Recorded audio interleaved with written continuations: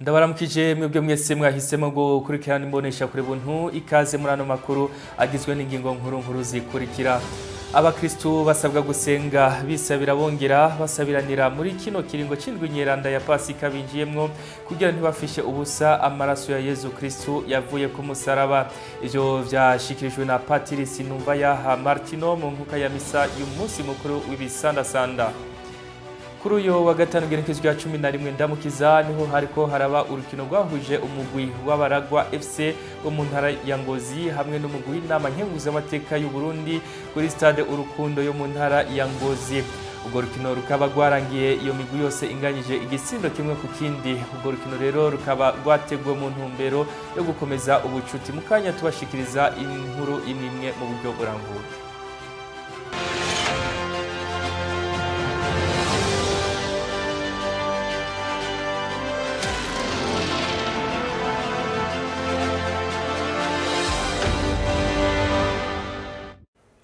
Turabahaye ikaze kandi mw'idonido ry'ano makuru nkuko twaduhejeje kubashikiriza mu ngingo nkuru zazigize ano makuru. Abakristu basabwa gusenga bisabira bongera basabiranira muri kino kiringo c'indwi nyeranda ya Pasika binjiyemwo kugira ntibafishe ubusa amaraso ya Yezu Kristu yavuye ku musaraba. Ivyo rero bikaba vyashikirijwe na Patiri Sinumvayaha Martino mu nkuka ya misa y'umunsi mukuru w'ibisandasanda muri paruwasi yitiriwe umutima utacyoye wa Bikira Maria mu ntara ya Ngozi kuri uyu w'Imana. Tumukurikire. Gusaba Imana ko yigiza kure amagorwa ashobora kuduhanamira birasanzwe nk'uko Yezu yasenze avuga, ariko tukaguma tugabiye kwakira ishaka ryayo tukizigira umukama muri vyose na hose nk'uko Yezu yashize ugushaka kwiwe mu minwe ya Manase. Yezu yatuza kamo kamaganya n'ububabare, ariko ntiyigeze amanuza Manase. Natwe bishitse tugasanga turiko turasenga gutyo, nitwoheza ngo duhungabane, ariko tukibuka ko tuba mu mahirwe canke tuba mu magorwa tuguma turaba Imana. None rero nsozere ngira nti igituma tuzirikanye aya magorwa ya Yezu, ukubabara kwa Yezu, kugira ngo tumuririre nk'aba bakenyezi babigeme twumva. Noneho twumvise n'ingene Yezu yaciye babwira ati nimwirire mwebwe nyene mwe n'abana banyu. Yezu ntakeneye ko tumuririra, natwe hakurira Yezu kubera inzira y'umusaraba yaciyemwo. Nitwiririre twebwe nyene, kuko rimwe na rimwe canke imbere na kenshi tutibuka yuko ayo mahano yose yayarinze mu kibanza cacu kugira ngo turokoke, tugashaka ko yoyamamwo, ugasanga tuko turarondera kumusubiza ku musaraba. Twiririre twebwe nyene muri indwi nyeranda twinjiyemwo, indwi duhimbazamwo aho ibinyegezwa by'icungurwa vyacu vyaranguka. Tuzogume dusenga twisabira twongera dusabiranira kugira ngo amaraso Kristu yasheshe ku bwacu ntituyapfishe ubusa. Amen. Abenegihugu bo mu makomine ya Ntega mu ntara ya Kirundo hamwe no muri komine n'intara ya Muyinga babona ko hamwe ababuza babo canke abanyazwe ivyabo boshumbushwa canke bagasubirana amatungo yabo nk'amazu, amatongo bakibibona ngo vyofasha mu gikorwa cyo kunwanisha abarundi. Mu gihe mu CVR umaze kumanika ku makomine intonde mfata kibanza z'ivyavuye muri rusansuma yabaye mu kwezi kwa Munyonyo umwaka uheze, abo bakozwe ko n'ugwimwo rwabaye mu gihugu bavuga ko bitoroshe kubona ivyawe bifiswe n'uwundi hanyuma ngo bakomeze guhana umucanwa. Nayo amabi yagiye arashikira Burundi, abo bene gihugu basa n'abayagiriza indongozi z'ico gihe kuko ngo zitatabaye. Tubakurikire. Bodusabira nyene nk'agafashanyo karaba ko duha utwo tuntu two kuduhoza amagorwa nyene twaciyemo kugira ngo turabe ko tworekana two kuguma tubabazwa, urumva ko tugize amarira yo kubura abacu n'agahinda k'ibyacu byagiye. Nicyo gihe nta rwego ruhari rudukingira kabisa. Oya, kuko uwari kudukingira nabona ni ariko rutumara ariho, niko twari gukingirwa abasirikare bishe kabari bo baza ahubwo no kutwica. ubwo kwego twari gucatse uraheko kwari kwiruka nyine kivayi ugize umugisha akaramuka bakarambye dufatare nk'umuntu yaranyazwe amatongo kumbe kamufasha akaba kuno yosubizwa yo ko amatongo nimuka natwe nyine twabuze abantu ko umuntu byarinze abura umuntu kugira ngo muronke nyene biragoye iyo dufasha nyene kwihangana kuko nyene nta kundi bwa nk'umuntu yanyazwe itongo byo kumvikana yuko asezwa kurisubizwa kuko tongo ntigimuka natwe rero twabuze abantu nyene nka karaba nyene ukuntu mubigenza nk'umugwi nyene ceje gutunganiriza abantu abanyaza amazu botegezwa kuyasubiza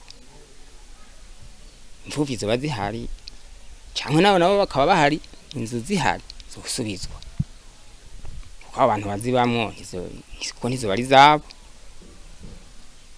teza kuzisubiza beneza baba badufashije cyane rwose abantu benshi nababonye bava ku mutumba w'iwacu mu rugari nababonye benshi rwose banyene bagiye mu uko kwimo hanyuma rero akanengeje nabonye biragoye kuraba nkatwe twisaziye uraraba ukaruha byiza bari kugira parole alphabétique amazina y'abantu nkagujya bagira bijya byaruse byantuzega by'amatora ordre alphabétique niyitagoye ukagenda urabuti je nkade nitwa Nizigimana Letitia nza kuraba banizigimana bakaca bagira pare Coline bakaca bagira pare ordre alphabétique naho kanenge nabone intwaro yari imeze nabi idashaka iyo migwi ibiri y'abahutu n'abatutsi yuko bobana bari kubafata yuko bose ari bamwe nibafata ati reka twica ba kandi atana kimwe bamwe barabahora nta kosa babagiriza na rimwe aho niko byari niko ni intwaro yabikoze abategetsi batwara nibo babikoze kubera nibo bari bategerezwa kubakingira ariko nta camira nta na kimwe bigeze bakora urumva byitwa yuko ari ndongozi nyene zari zabatumye cyo muna CPR ico yokora yopukana n'indongozi leta iharubu bakaraba ingene batunganiza abantu bakabasubiza ibyabo kubera n'abana basitswe abo bana naho bari abo bana ntibize bamwe nibibandi bamwe barasara kubera traumatisme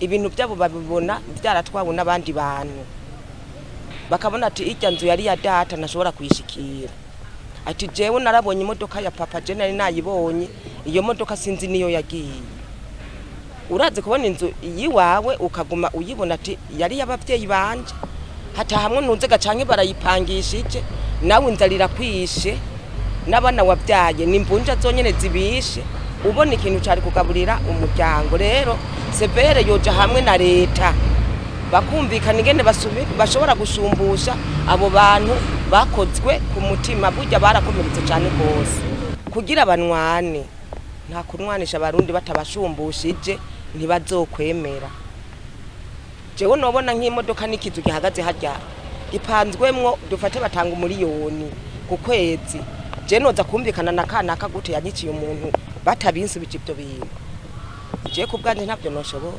babasubiza ibyabo naho batobaha byose mugabo berekana ati turabahaye ibi turabakanze genda mwe murakora uko n'abana babo bakashobora kuyiga kamugabo bitagenze uko nta gizoshobora kubera abantu bagumana ingorane mu mutima ati abantu bacu bagiye nabo twabonye n'ibintu byose nta nibyo tubona none twonwana gute cabivuye mu butegetsi bubi ubutegetsi bubi bwari bunyotewe nkeka gutunga ibyinda n'iby'amoko kuko bitwaza ubwoko kugira bamara abantu ibyo bose bari bafashwe n'ako gashari ubwo busazi yego ni intwaro nyine yimarira bitwara ntiyabakingiye ndi no muri abo bantu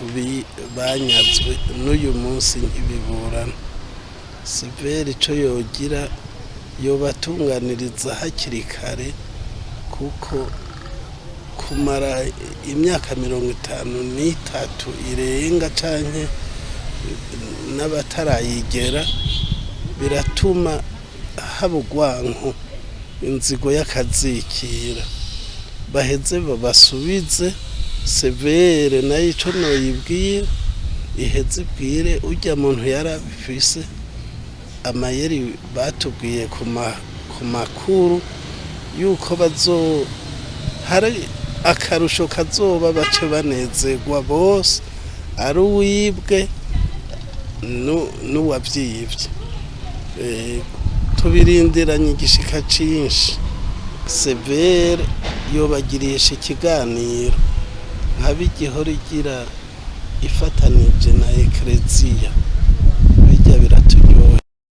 Kuri uyo wa gatanu igenekezo rya 11 ndamukiza niho hariko haraba urukino rwahuje umugwi w'abaragwa FC wo mu ntara ya Ngozi hamwe n'umugwi w'inama nkenguzamateka y'u Burundi kuri stade Urukundo yo mu ntara ya Ngozi. Urwo rukino rukaba rwarangiye iyo migwi yose inganije igisindo kimwe ku kindi. Abaserukiye iyo migwi bakaba bahamagariye abandi gukunda inkino kuko zituma haba ubucuti ndetse no kugira amagara meza. Idonido na mugenzi wacu Jean Marie Ndayishimiye.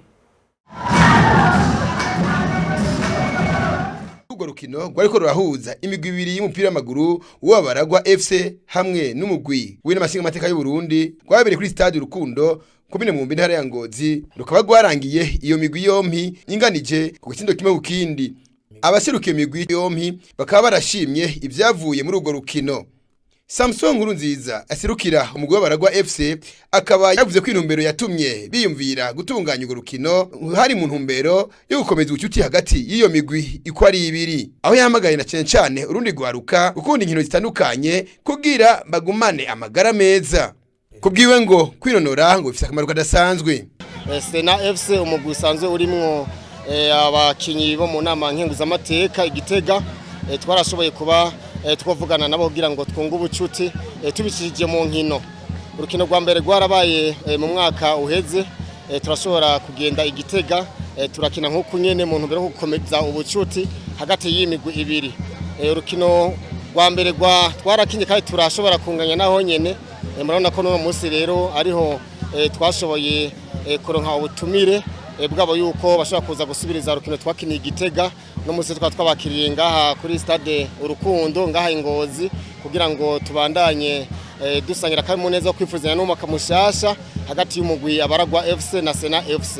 Urabona ko no munsi naho nyene urukino rushoboye kurangira tunganya igitsindo kimwe ku kindi. Bisanzwe kijanye na sport nubwo itoba football sport vy'ukuri nta muntu n'umwe atazi yuko vy'ukuri ifise akamaro kanini cyane gose. Novuga yuko nutanga uburorero buke muri bwinshi cyane kijanye n'amagara meza.